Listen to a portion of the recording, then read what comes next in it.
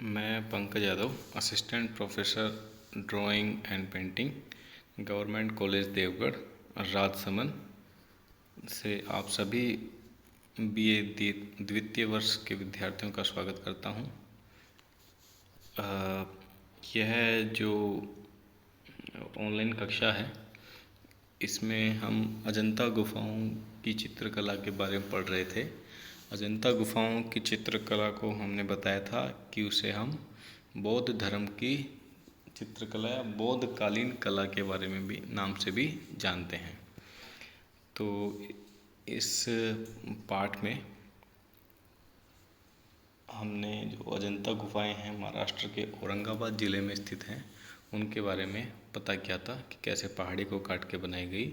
वहाँ 2 प्रकार की गुफाएं हैं, चैत्य गुफाएं और विहार गुफाएं, और उन गुफाओं में कैसे मूर्तिकला, वास्तुकला एवं चित्रकला के उदाहरण हमें देखने को मिलते हैं। हम उसमें गुफाओं के बारे में पढ़ रहे थे। हमने गुफा संख्या 9 के चित्रों के बारे में पढ़ा था, गुफा संख्या 10 के चित्रों के बारे में पढ़ा था, और उसके बाद हम पढ़ रहे थे गुफा संख्या 16 के चित्रों के बारे में। गुफा संख्या 16 जो थी वो एक विहार गुफा थी। तो हमने जो लास्ट चित्र पढ़ा था वह था मरणासन राजकुमारी का चित्र। और इस चित्र में क्या था कि जो भगवान बुद्ध होते हैं, उनके भाई, मौसेरे भाई जो होते हैं नंद, उन नंद की पत्नी का चित्र था ये, कि किस प्रकार नंद भिक्षु बन जाते हैं। उनके भिक्षुक बनने की खबर सुनकर इनकी पत्नी लगभग मूर्छित हो जाती है। उस तरह का ये चित्र था। अब इससे जो आगे का चित्र है इस गुफा संख्या 16 में, यहाँ एक दीवार पर हमें नंद की कथा का चित्रण मिलता है। ये जो कथा है यह करुण भाव को दिखाने वाली सर्वश्रेष्ठ कथा है, और इसका चित्रण करुण भाव को दिखाने के लिए बनाया गया है। इस चित्र का जो मूल चित्र है मुझे यहाँ पे मिला नहीं, इसलिए मैं आपके सामने प्रस्तुत नहीं कर पाया, पर फिर भी मैं आपको बताता हूँ कि उस चित्र में क्या है, उस चित्र का घटनाक्रम क्या है। तो चित्र का घटनाक्रम कुछ इस प्रकार है कि भगवान बुद्ध जब अपने राज्य कपिलवस्तु वापस आते हैं और अपनी पत्नी, अपने बेटों से मिलने के बाद जब वो अपने भाई के घर जाते हैं, मौसेरे भाई के घर, उनके मौसेरे भाई का नाम होता है नंद, तो भगवान बुद्ध उसे एक तरह से कह सकते हैं ज़बरदस्ती, बिना उसकी इच्छा के उसे विहार ले जाते हैं। विहार वही जहाँ बौद्ध भिक्षु रहते हैं, तो विहार ले जाते हैं और उन्हें बौद्ध धर्म की दीक्षा दिलवा देते हैं, और बौद्ध धर्म की दीक्षा दिलवा देते हैं और उनको इस प्रकार से बौद्ध संघ में उनका प्रवेश हो जाता है। तो फिर क्या होता है कि पर आपको बताया कि जो नंद थे वो तो मतलब उनकी इच्छा नहीं थी बौद्ध धर्म में शामिल होने की, तो जबरदस्ती उनको धर्म में शामिल तो कर लिया गया, पर उनका मन अभी भी अपनी पत्नी के सौंदर्य में ही अटका हुआ था। तो वो संघ के विहार के किसी एक कोने में हमेशा बैठे रहते थे और अपनी पत्नी के बारे में स्मरण करते रहते थे। उनके मोह पास में वो बंधे हुए थे। तो जो दूसरे भिक्षु थे वो उनकी खिल्ली उड़ाते थे, और खिल्ली उड़ाने के कारण धीरे धीरे उनको क्या हो गया, वैराग्य हो गया, और वो अपनी पत्नी वगैरह उन सबको उन्होंने एक तरह से पूरी तरह से त्याग दिया, और वो एक बहुत बड़े बौद्ध भिक्षु बने। तो उसी का इसमें चित्र है, बना है। चित्र के एक भाग में नाई को नंद के सिर के बाल काटते हुए दिखाया गया है। सिर के बाल मतलब कि उसको क्या करवा रहे हैं, दीक्षा दिलवा रहे हैं, उसका मुंडन करवा रहे हैं। तो उसका एक चित्र यहाँ बना हुआ है। दूसरे भाग में कि एक मंडप है एक कमरा नुमा खुला कमरा है, उसमें नंद बैठे हुए हैं और अपनी पत्नी को स्मरण कर रहे हैं। इस प्रकार का यह चित्र बना हुआ है और मैंने बताया कि करुण भाव का चित्र है। इसमें आपको जो नंद की दशा है उसे देखकर आपको बड़ी ही दया आती है। अब हम देखते हैं आगे का चित्र। ये देखिए, आगे के चित्र का जो नाम है वह है बुद्ध उपदेश। पर जैसे कि मैंने इसकी यहाँ पे क्या लगाई है, एक फ़ोटो लगाई है। फ़ोटो में आपको दिख रहा है कि चित्र लगभग नष्ट हो गया है, उसकी विषय वस्तु समझना ही बड़ा मुश्किल है। परंतु क्या था कि जब शुरुआत में जब इसको खोजा गया तो उस समय इनके चित्र काफ़ी अच्छी हालत में थे, तो उस समय ये विषय वस्तुएं समझ ली गई और जो पुरातत्व विशेषज्ञ होते हैं वे जानते हैं, वो चित्र में किसी भी एक छोटा सा हिस्सा भी देख लें तो वो बता देते हैं कि चित्र का विषय क्या हुआ है, क्या है और क्या क्या इसमें बना होगा। तो उसी प्रकार से यह जो अस्पष्ट सा चित्र है, इस चित्र का शीर्षक है बुद्ध उपदेश। अब बुद्ध उपदेश क्या है? ये बुद्ध के जन्म से पहले की कथा है एक तरह से।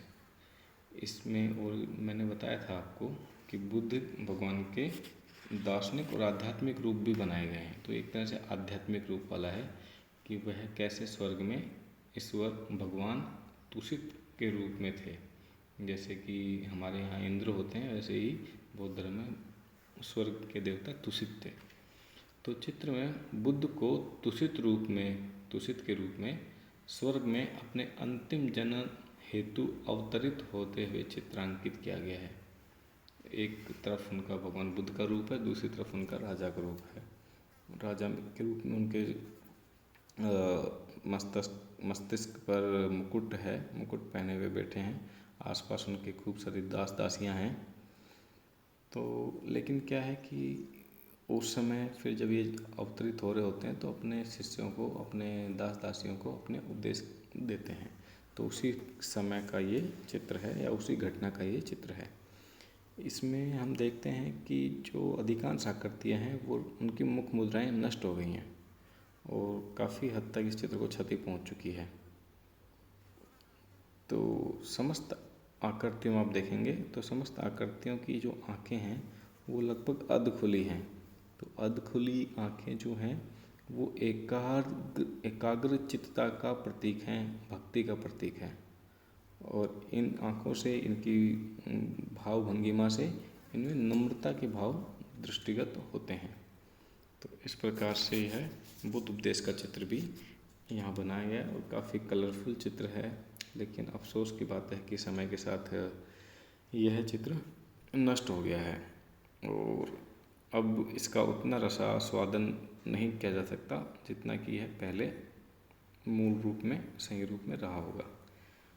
अब एक चित्र है, ये आप लोगों के लिए जानना ज़रूरी है क्योंकि ये भगवान बुद्ध से जुड़ा हुआ है, उनके जन्म से जुड़ा हुआ है। हालांकि इसकी भी फ़ोटो हमारे पास नहीं है, इसकी भी पिक्चर नहीं है। इस चित्र का नाम है माया देवी का स्वप्न। तो माया देवी का स्वप्न, माया देवी भगवान बुद्ध की माता जी थी।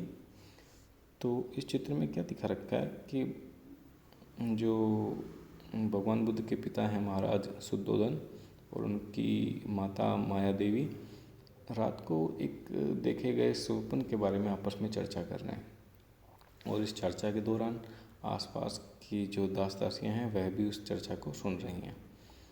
तो आप लोगों ने देखा होगा कि भगवान बुद्ध या बौद्ध धर्म में हाथी का बहुत महत्व है। वो इस कारण से है कि जो माया देवी थी, उनकी माता थी, उन्होंने सर्वप्रथम जो सपना देखा, उस सपने में उन्होंने देखा कि एक सफ़ेद हाथी उनकी कोख में प्रवेश कर रहा है। अब सपने में तो कुछ भी हो सकता है, तो उसी प्रकार उन्होंने देखा कि एक सफ़ेद हाथी उनकी कोख में प्रवेश कर रहा है। तो ये कोई साधारण सपना तो है नहीं, ये कुछ अलौकिक घटना सी है। तो इसके बारे में वो अपने राज ज्योतिषी वगैरह से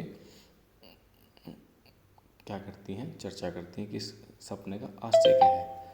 तब उसने ज्योतिषी बताते हैं उनके जो राज्य के सबसे बड़े पुजारी होते हैं वह उन्हें बताते हैं कि इस सपने का मतलब यह है कि आपके गर्भ में कोई महान आत्मा आपके गर्भ से कोई महान आत्मा जन्म लेने वाली है। तो यह इस सपने का सार है और इसी सपने का एक चित्र यहाँ बना हुआ है। इसमें एक कहानी और जुड़ जाती है कि एक दंत कथा है कि भगवान बुद्ध जन्म लेते ही 7 पग चले थे। तो उन 7 पग चलने के लिए उन्होंने 7 पग तो नहीं बनाए हैं, पर 7 कमल के फूलों को एक क्रम में बना दिया है। तो यह उस समय की घटना का चित्र है। अब इसी में एक जगह और, वैसे तो बहुत सारे चित्र हैं। सुजाता की खीर नाम का एक बहुत प्रसिद्ध चित्र है। सुजाता एक क्या मैं बताऊं आपको कि सुजाता की खीर का चित्र, इसमें सुजाता एक देह व्यापार करने वाली स्त्री होती है। उसके हाथ की खीर भगवान बुद्ध चख लेते हैं तो लोगों में किस प्रकार से गुस्सा हो जाता है और भगवान बुद्ध उनको किस प्रकार से समझाते हैं, वो सारा वृत्तांत यहाँ बना हुआ है। एक और है, राजगृह की गलियों में भिक्षा पात्र लिए बुद्ध, ये भी एक चित्र यहाँ बना हुआ है। धनुर्विद्या का अभ्यास करते हुए बालकों का चित्र भी बना हुआ है। भगवान बुद्ध की पाठशाला के चित्र भी बने हुए हैं और भी चित्र बने हुए हैं। पर एक जो चित्र है जिसका चित्र मुझे प्राप्त हो गया और मैंने यहाँ आपके सामने रख दिया है, लगा दिया है इस स्लाइड में, और वह चित्र है हस्ती जातक। ये जो हस्ती जातक चित्र है ये गुफा संख्या 16 में भी बना है और गुफा संख्या 17 में भी बना है। तो अब हम इस चित्र के बारे में पढ़ते हैं। तो फ़िलहाल तो इसको हम अगली कक्षा के लिए टाल देते हैं और हम अगली कक्षा में इसके बारे में आपको विस्तार से या इसके आगे आने वाले चित्र या आगे के गुफाओं के बारे में बताएंगे। तब तक आप लोग इसको 1-2 बार और देखें ताकि आपको ये कंठस्थ हो जाए।